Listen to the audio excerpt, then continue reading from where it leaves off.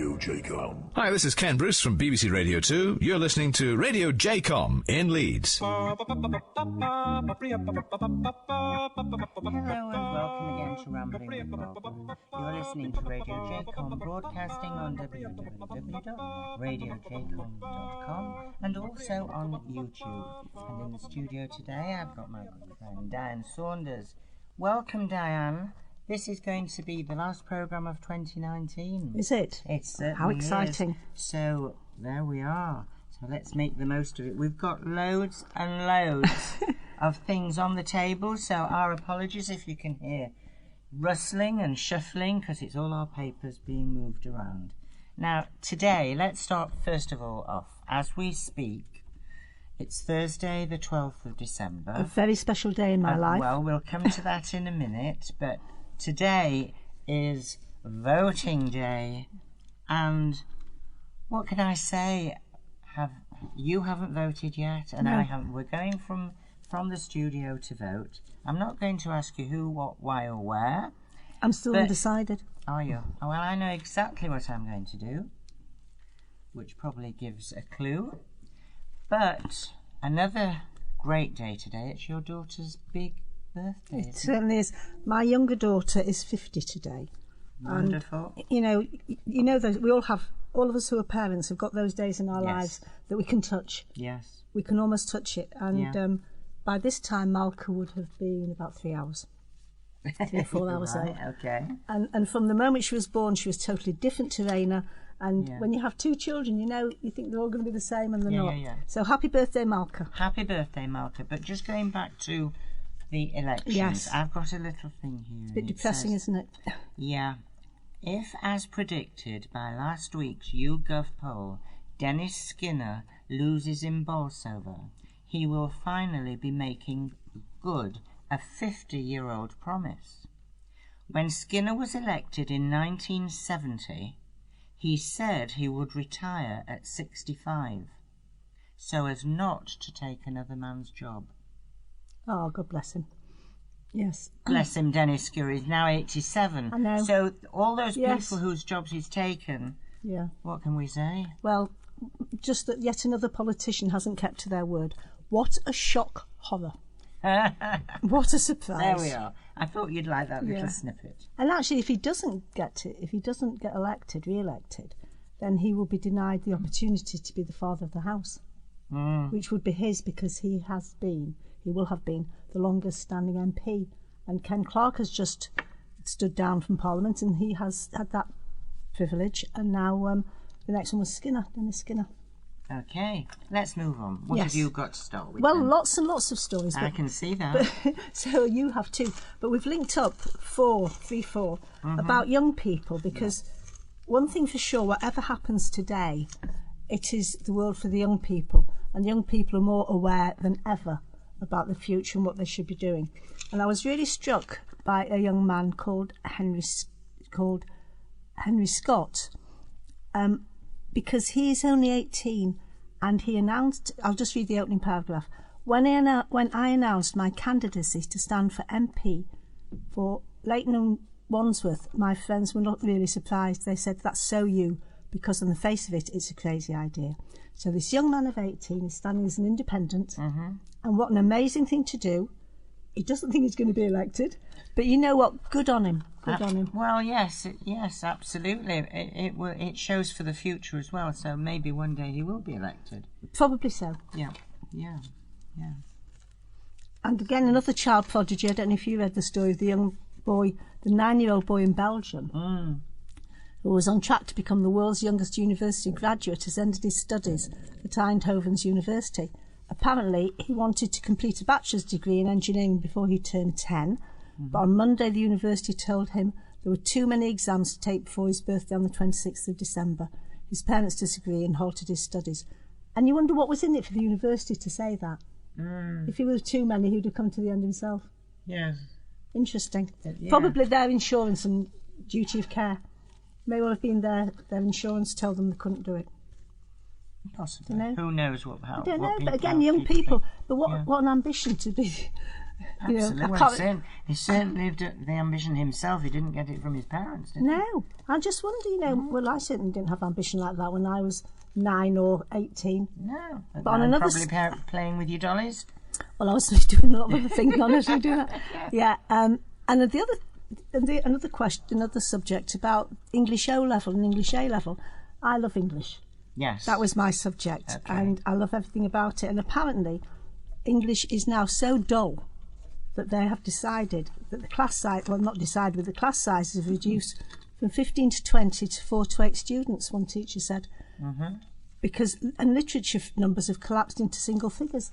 And you wonder if it's because people don't read books, they don't want pages of description. There's an argument going on at the moment between virtual books and real and paper books, isn't there? Yeah. I like to hold a book in my hand. So do I. So do I. Yeah. But whether you read Austen or Shakespeare or Harry Potter on a tablet or in a book, you're still reading the words. You're still reading, yes. Yeah. So therefore, these polls can't be true in a way. Well, one teacher commented, students find it also tedious reading a book. Just going on to that, yes.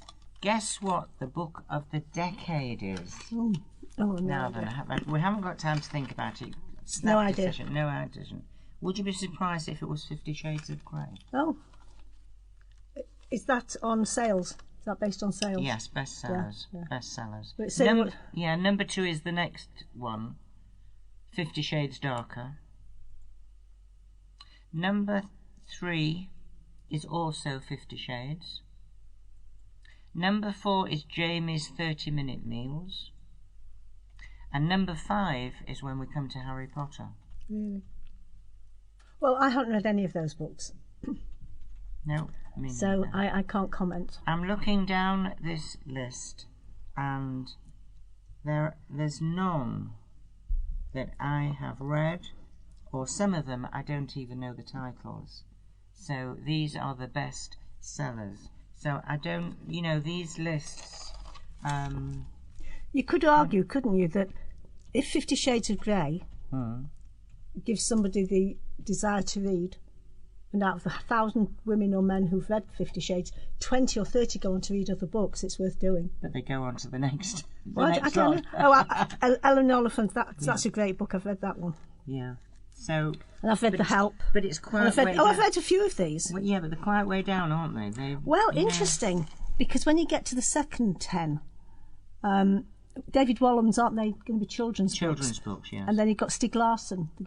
So I've read that one.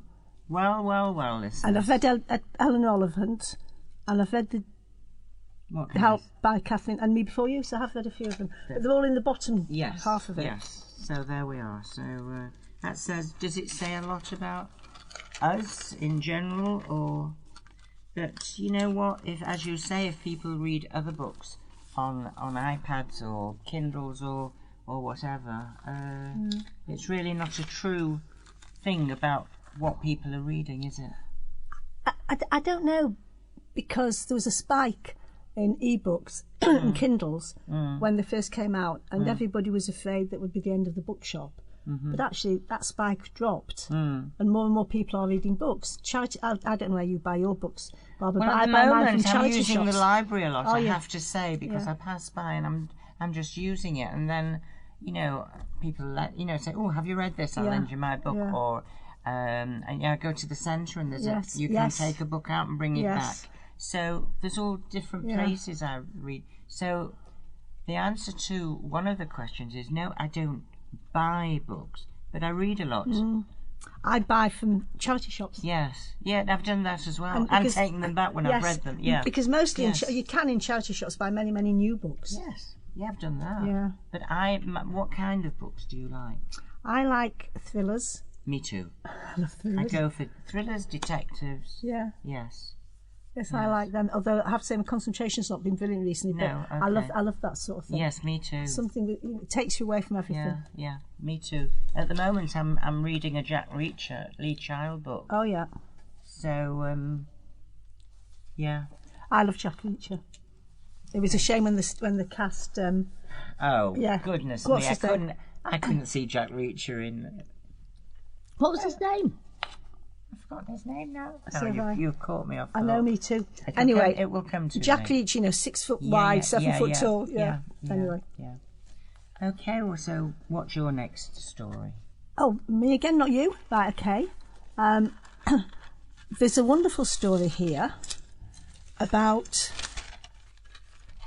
best friends help those who like to monkey around. That's the headline. Mm-hmm. And it's having a best friend improves the survival chances of the macaque monkeys, researchers have suggested.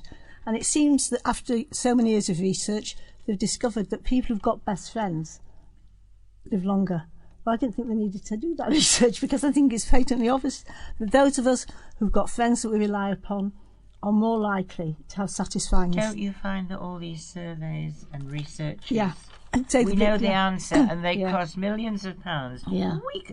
Diane, we could have given them their answer for half the cost. Yeah, many species, including humans, use social interactions to cope with challenges in their environment.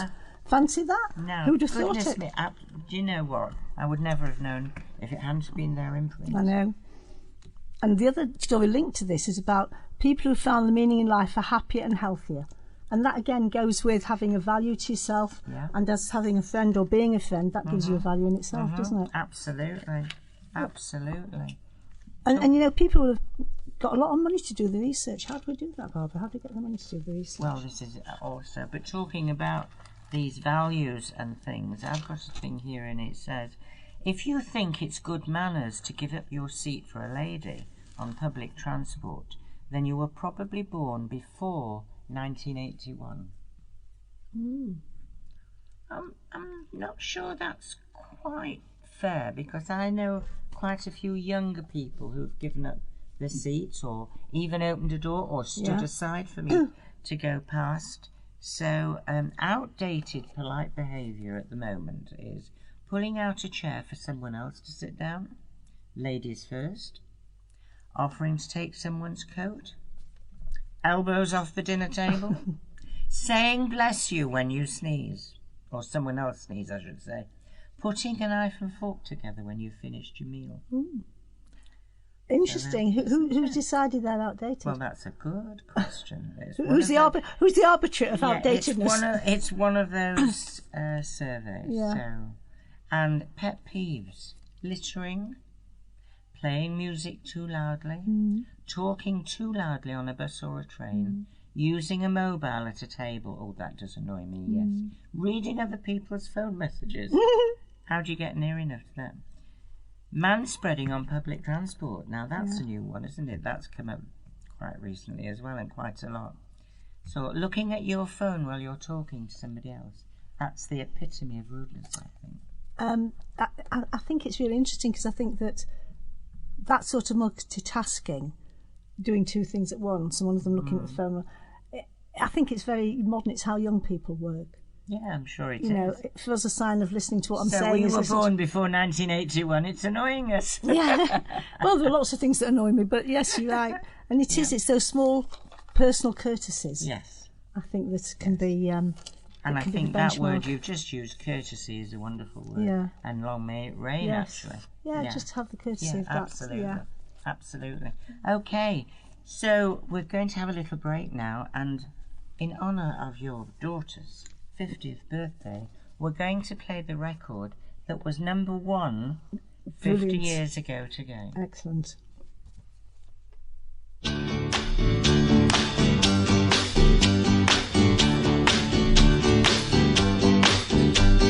Sugar, oh honey, honey, you are my candy girl, and you got me wanting you, honey, oh sugar, sugar, you are my candy girl, and you got me wanting you. I just can't believe the loveliness of loving you. I just can't believe it's true. I just can't believe the wonder of this feeling too. I just can't believe it's true. Ah, sugar. Oh, honey, honey.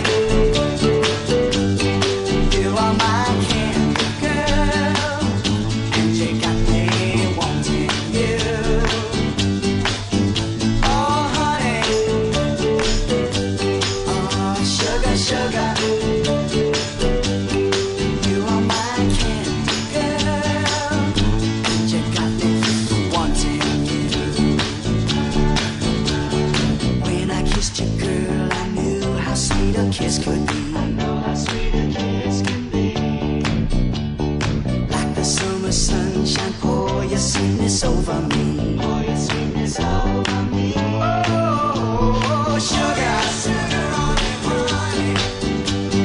Pour your sugar on me, baby. Love so sweet. Yeah, yeah, yeah. Pour your sugar on me. Oh, yeah.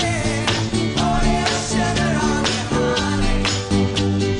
Pour your sugar on me, baby. Make love so sweet. Yeah, pour your sugar on me, honey. Ah, sugar. Honey, honey. You are my candy girl, and you got me wanting you. Oh, honey. Sugar, sugar. You are my candy girl.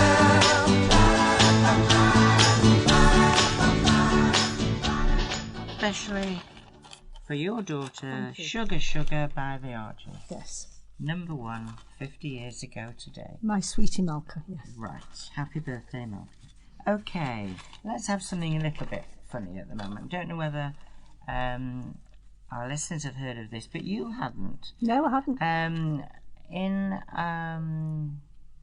just looking about an artist.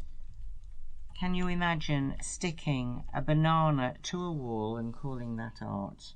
This was, amongst quite beautiful, serious things, and that was it. So it was by the creator of the solid gold toilet, if you remember that one. I missed out on that one, I did. Yes. And this year he used a real banana and stuck it to the wall with a piece of grey duct tape. So it said he's already had pictures and things up there and he didn't need any more, so he thought, well, he'll do this.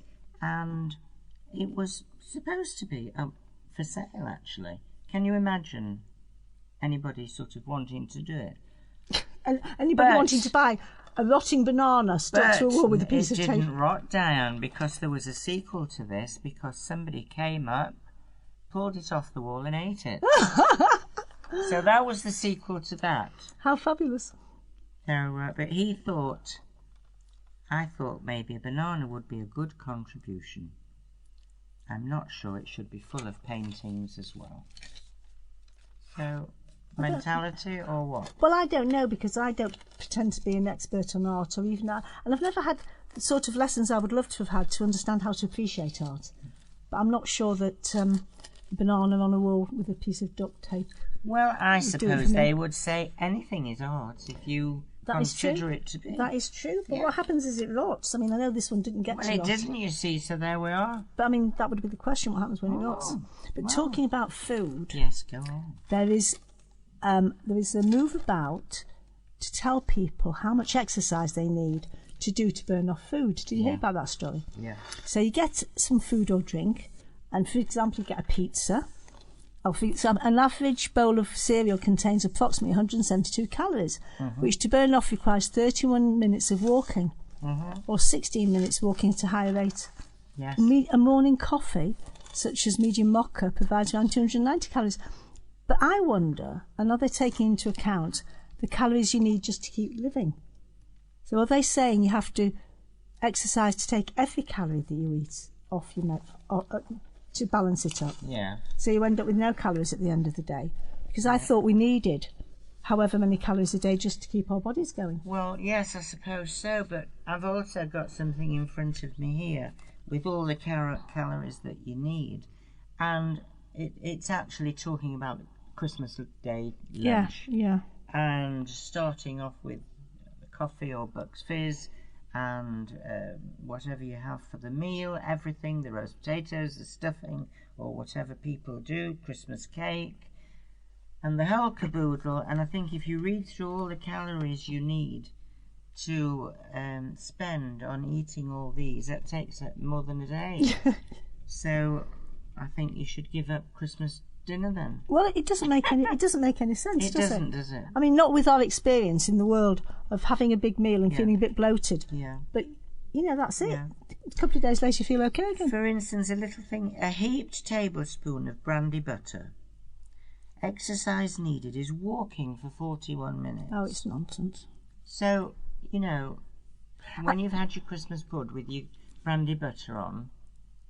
Because it's so overwhelmingly and it's so patently without value, Yes. then it means that nobody's going to take a notice of it. Correct. So if you think about it, Yeah. for those people who are not very sedentary, for those people who are sedentary rather and don't do a lot of walking, we know that people do put on weight if they don't have any exercise. But there's also a limit to stuff. This is an everyday thing. I don't know. Well, I mean, the simple thing of leaving out Christmas or Hanukkah or whatever you Oh eat. yes, a latkes. The latkes How many? Exactly. We haven't got to the latkes yet, but sprouts and every day. I love sprouts. Now, if I have a portion of sprouts, I've got to walk for 28 minutes. Now, Well, you said that's nonsense, isn't it? Oh. and And I'm not giving up my sprouts. And I'm not walking for 28 minutes. Do you so have they're sprouts, plain sprouts, or do you have them with chestnuts or anything? Well, all sorts. You just like sprouts? Yes, I do. I like all veg, actually. Yes, so do I I. do. So do I. And actually, and McDonald's is going to launch its first fully vegan-approved meal. Did you know about that? That should be interesting. Yeah, and I mean, why not?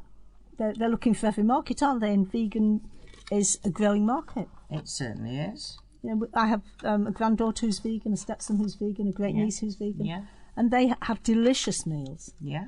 They are delicious. Well, there's McDonald's in Israel, which is kosher. Yeah.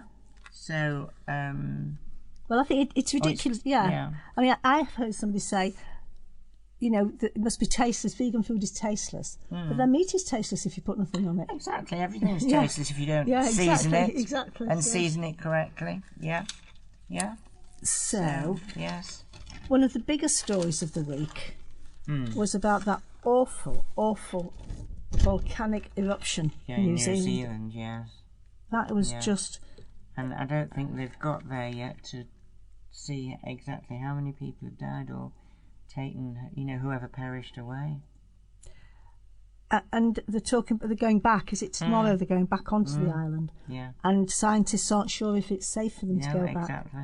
And would they go back? Why would they go back? Not leave it a few weeks and make sure that it's not going to erupt again? Yeah, well, who knows? I'm sure they'll do all the tests or whatever to make sure. But with a volcano, I would think it's an unknown quantity unless you can actually look at it. And New Zealand is at the bottom of the fault line that goes up through San Francisco, through California, and round down through Tokyo and these things happen. They're a shock to us, aren't they? They are. And it is quite shocking when it happens like that. Absolutely. 5 people are known to have died. Yeah. Yeah, it is. It is shocking, and it's sad too. And also, the people who were on holiday were taken to view it. And the question now is that should they been? Well, clearly not with hindsight. Not with hindsight, but will they? Those who have survived or are suffering from the after effects of it, I would imagine there'll be some suing going on. I think that's the reason for the labelling on the food, in case people get fat. Actually, we take a risk in life. Oh, we do indeed. Yeah. And if you go to see a volcano that has been extinct or not extinct, that hasn't erupted for however many hundreds of years, it's a day that you take, isn't it? Well, it's a Did they ask the question? Is it safe? Who knows? I don't know. I just find it's this blame game, isn't it? And it's a real shame because I don't think anybody would have taken it. The guide who died wouldn't have taken anybody there thinking they were going to die because he's died. Oh no. Yeah. But once again, Jacinda Ardern in New Zealand has come again. She's a really strong head of state. Yes, absolutely. Yeah. She, really sympathetic and good head of state. Yeah. So while we're sort of on holidays, when you go on holidays, when you go into your hotel room or wherever you stay, when you leave, do you take anything away with you? Well, funnily enough, you should say that, because I was at an amazing place 2 weeks ago called Grantley Hall up near Ripon, and I do take the toiletries away. I would have loved to have taken the towels. I don't know where they got the towels from. The thread count must have been 2,000. It was just amazing. But I did ask, because I take the toiletries and I give them to the refugees.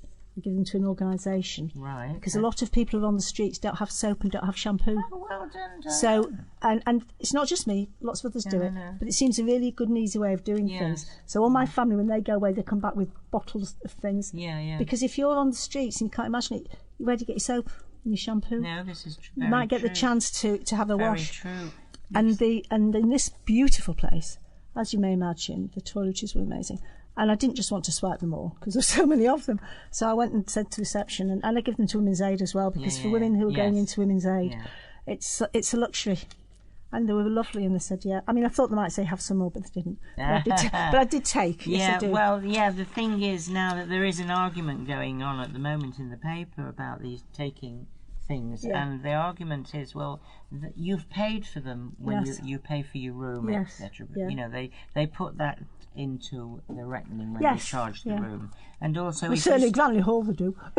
Right, okay. And when you start using them, nobody else is going to use what you've started, are they? So the other thing is coming, as you just said, with towels and things like that, and some people put dressing gowns in, and bath coats in, and things like that. But at the moment, would you believe that it was noticed on a camera that some people were trying to take a mattress? Now, can you imagine taking a mattress? Now, they obviously knew they shouldn't, because it was like the early hours of the morning, but of course they were captured on CCTV. So it goes, there's an argument going, should you take or shouldn't you take? And if you do, where does it stop? That is fascinating, isn't it? Because I don't think taking the small amounts of toiletries is theft, but it could be argued.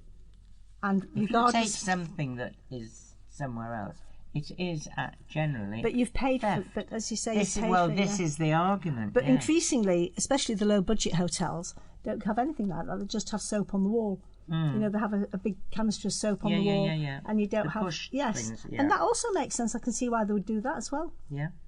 So that was an interesting question, wasn't it? A mattress, and I hope they were stopped. Well, yes. But I remember years ago when one of the big furniture companies went down, and a woman had paid for a sofa, a 3-piece suite. Oh right. And she was ever so upset because she was going to be losing this. She'd paid cash on sort of 2 days before. I remember this story. And her family went in and took it out. Yes. They simply walked in. They didn't get all the cushions, apparently. No. But they got side cushions. Yeah. And she had every right to. That was hers. It would have been theft had they kept her money and not given her it, wouldn't it? Yes. But when they charged of breaking and entering or something with this can't remember. It seems it's ringing bells, and I think they were charged with breaking and entering and taking things because all the objects or whatever they were inside this warehouse or whatever were then under receivership or whatever it was, so didn't belong to the company, so didn't in effect belong to the woman, even though she'd paid. Yeah, but I think part of her argument was, and I suspect it would have been, I paid for this in good faith. Yeah. You took it knowing that I wasn't going to get it. Yeah. That's the thing. Yeah. They took it knowing they were going into receivership. No, absolutely.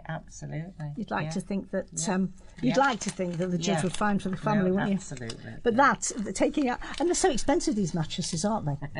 It's not like my mattress that I paid a few £100 for. These are very expensive mattresses. Yeah. Okay, so you got something else? Well, a bit lighter. Why do you question time? Why are there so many quiz books? Quiz books? Quiz books. I don't know, but I love them. Yeah, there you go. There's a double spread here. Where is it? Of these amazing... Oh, got it the wrong way around. There you go. Look at all the... You can't see anybody, but there are lots and lots of house games, art puzzle book, the British Army puzzle book, the round... Well, there's something to suit everybody, whatever their interest is. Pub quizzes. We love it, don't we? Yeah. We love it. Absolutely. So, quiz books are a massive part of the economy. Mm-hmm. They are a massive part of this time of the year when families get together and they do quizzes and they do puzzles and they do charades and everything else. Mm-hmm. The flattering of our intelligence continues with titles such as Game Theory, the mind-stretching economics quiz book, which says it is a rare quiz whose answers shed real light on the ways of the world. I don't think I'd even pick that one up. I think I would leave that one on the shelf. Yeah. But it is true.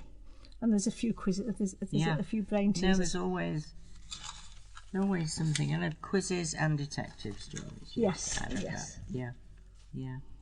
So, I've got a few funny stories, little snippets from various books and authors and what have you. And here's and various famous people who, famous quotes. Okay, in other words. Okay. I stopped believing in Santa Claus when I was 6.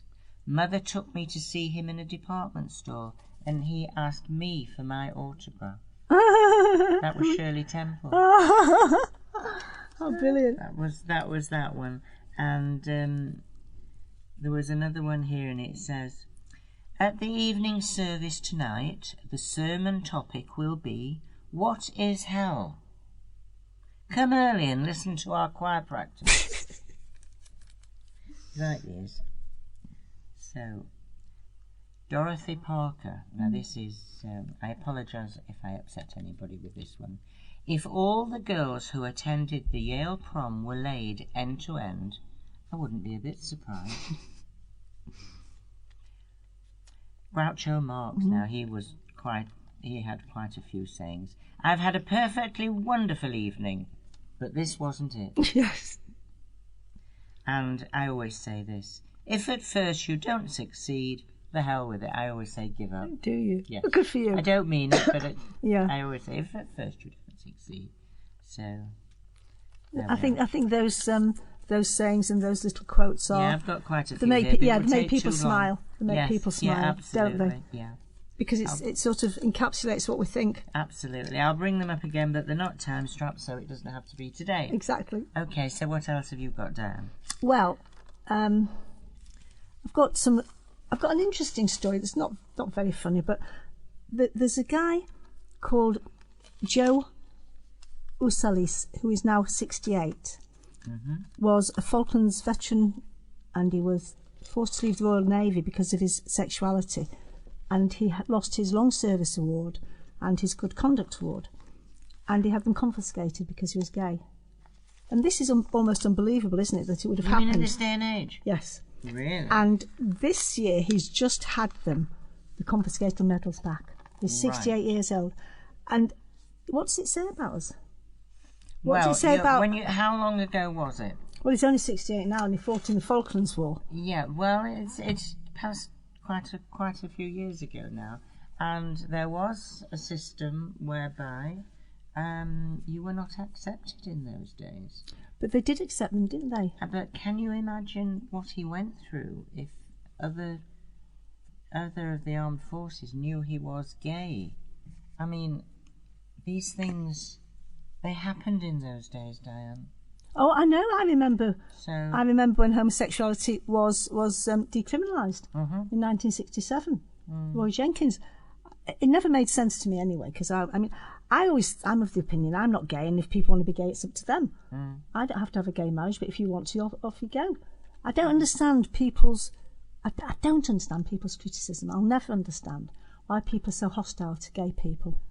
Not everybody, but some people. hostile, I agree with, but criticism, people are entitled to Criticise their opinion. what? I mean, do they criticise heterosexuals? Probably, depends what they do. Well, I've not heard it. You may have heard more than me. But I have rarely heard a gay person criticise a heterosexual person for their heterosexuality. Oh, I see where you're coming from now. I'm with you there now. No, I just thought you meant in general. No, right, okay. No, I don't. I No, just don't understand no. it, and I think it's a poor conduct on our collective responsibility to this man, who we were quite happy to be a Falklands hero, and so on and so forth. No, absolutely. Well, we were talking earlier on about, kindness and Yeah. what have you. If people choose to live a life you choose not to live, if it doesn't harm anybody, I don't understand the problem. Yeah, it's that unfortunately there are and there will be for a long time to come, people like that who do But why? have very forceful feelings and, vent them out on certain people in society. But I don't know why they should be allowed to get away with it. I mean, it just doesn't make any sense, because if you turn it Well, round... they can't these days get away with it, can No, they? they Because can't. it's a crime. Thankfully, it's a hate crime. Uh-huh. And it is hateful. Yeah. And we still have people who suffer in Yeah. our society No, from not being absolutely. able to be Yeah, truthful about their lives. Yeah, absolutely. Well, we're coming up to Hanukkah shortly, and I want to talk a bit about presents and what are considered naff presents and what you shouldn't really give. So I've got a list here. I don't know what your feelings are, but any sort of utensil, no matter how expensive it is, Yeah. cosmetic surgery, Oh, wow. or vouchers for, unless you want a scalpel in the back, it says here. Gift sets. Nothing says I couldn't be bothered more than one of those boxed tie and handkerchief sets or a shower gel coffret. Yep. So, socks. We all need socks, but none of us wants to find them in our parcel. I take issue with that. Right. Improving books. Of course, in an ideal world, we'll all be delighted to receive these, but not wrapped as a present. No, Be no. very disappointed. Well, I think it's a criticism in itself, isn't it? Yeah, absolutely. Any form of anti-aging cream, even if we asked for it. Oh, So there we are. What would be your pet? well, I think you're right about utensils. Though I have to say, I love gadgets. Yeah. And when I go anywhere in the world, one of the first places I go to is a kitchen gadget Yeah, shop. I know what you mean. Do you I do love that? looking around those And shops, I yeah. bought in Israel, and I also saw them in Portugal, a wonderful plastic lemon that goes in the fridge, and you put your cut lemon in it, and it lasts for weeks. Right. And that was what in a kitchen gadget shop, and I bought one for me, one for Lane, and one for Malky. I just buy them. Yeah. I love them. If somebody bought me an exquisite strawberry huller, I would be very happy. Or a beautiful new garlic press. I think, it depends. Yeah. But I think, and socks, funnily enough, one of my nephews had a birthday, two of them had a birthday in October, and I was looking for something to buy Jamie, and I thought, and I said, Jamie, I found some great socks. Oh, he said, I love socks, I need more. So there you go. So I think it depends on the relationship you've got with the person. Yeah, I was going to say, and you knew what you were doing. Yeah, and I just phoned him and said, are you happy with socks? And he said, yeah. 30 odd you can say to somebody, can't you? You can. Well, I have to say, I feel very sorry for people at this time of the year who wander around with the drawer open looking for gifts for people they probably don't care for much in exchange for gifts from them that they don't care for much. All right. And those box sets of the hand cream and the tie, Yes. dreadful. Yes, absolutely. And a whole industry's made. Yeah. And I do feel very much like an observer, because I don't give gifts to anybody I don't like, so I give very few gifts. When my grandchildren were little, I used to give them one gift a night, like you do when they're little. Yeah. And nowadays they just want the money. Give us the money, Grandma. Give us the money, yeah, absolutely. Okay, have you got a story to finish off with? Because we're coming to the end of the programme. The new you Bond want. story. Oh, all right, okay. Phoebe Waller-Bridge has said that working on the new James Bond film was the most incredible experience. So the Fleabag creator, who worked on the script for the 25th Bond film, No Time to Die, also joked that she wants to tell fans the ending and highlighted guarded storylines. So she knows all about the storyline. Of course, the Bond, can you imagine what that contract will look like? Yeah. So I don't know when it's coming off, but it will be quite an interesting script to see what she's done with the women. Yeah. Won't it? Absolutely. I was noticing in the paper, and it was talking about a change, in the Bond films, but it still showed the female, what shall we say, interest. Protagonist. All in, the usual skimpy clothing and what have you. So nothing has changed. Well, it's a stereotype. And long isn't may it it last. It's a stereotype. Absolutely. And James Bond is James Bond, and long may it last. Yes, James Bond is James Bond. Absolutely. And we've come to the end of the programme. But just to let listeners know that this is going to be the last programme of 2019. Gosh. So happy Hanukkah and a happy New Year and a very healthy 2020 to all our listeners, and hope you will join us again in 2020. So thank you so much to my producer, Noel Sumroy. You've been listening to Rambling with Barbara on Radio Jacom, and the programme was presented by me, Barbara Cline. See you again in 2020.